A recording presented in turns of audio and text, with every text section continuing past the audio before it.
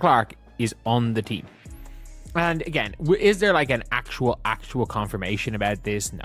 Will there be an actual confirmation when the team is announced? No. But we have to put a huge but in here. 2K literally, or not 2K, Jesus, FIBA literally have posted USA Basketball's next chapter, Caitlin Clark and Paige Bueckers. FIBA just made it official. Not with a press release, not with a formal announcement, but with a social media post that basically confirmed what everyone's been speculating about for weeks. USA Basketball's next chapter features Caitlin Clark and Paige Bueckers. And when a major sportswear brand puts their marketing muscle behind two specific names like that, you better believe those players are locked in for the qualifying tournament in San Juan, Puerto Rico, March. That's less than 3 weeks away, which is absolutely mental when you think about how fast this is coming together. You're probably going to bring your young players because, again, Caitlin needs those reps. She'll want to play. Paige will want to play. Will absolutely want to play because this is right after Unrivaled. And the young players want to play. Angel Reese needs to get those reps coming into the season. Like, I think there is a stage where there are players that may drop out.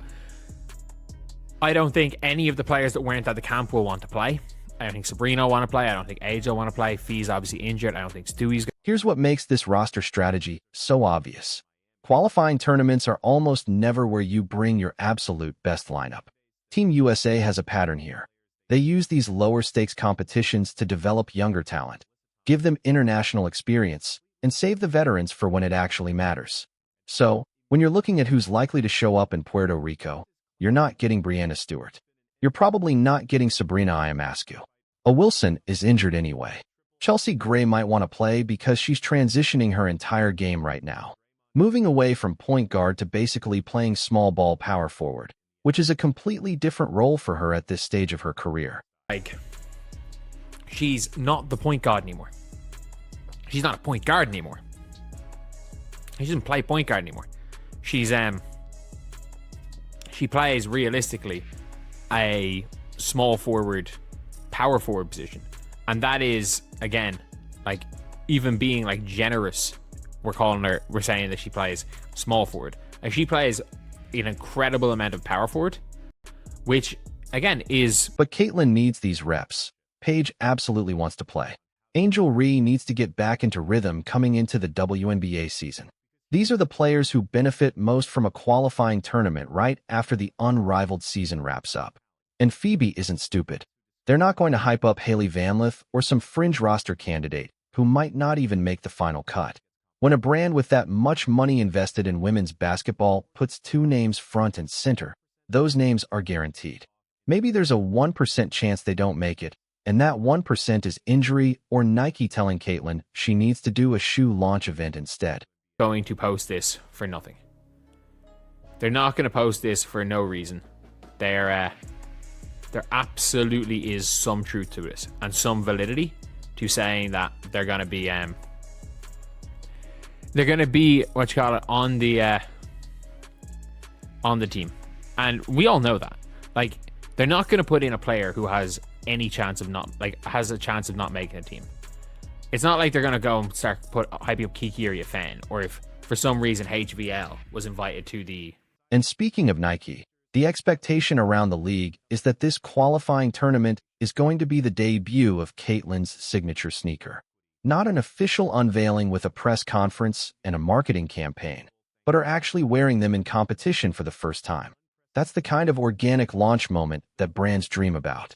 International stage, Team USA jersey, high-stakes basketball, and millions of people watching who normally wouldn't tune in to a FIA qualifying tournament. Because let's be completely honest here, this is going to be the most watched qualifying tournament in the history of basketball.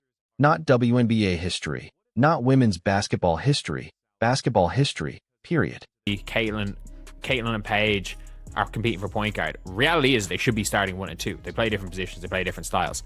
From every clip that we saw of them playing together and playing against each other, Paige did not seem to play 1 minute of like point guard at Team USA camp. It did not seem like she played 1 minute of point guard. It looked like Caitlin and Jackie Young were on one team, and Chelsea Gray and Paige were on the other team, with Chelsea Gray still playing. there's one annoying wrinkle.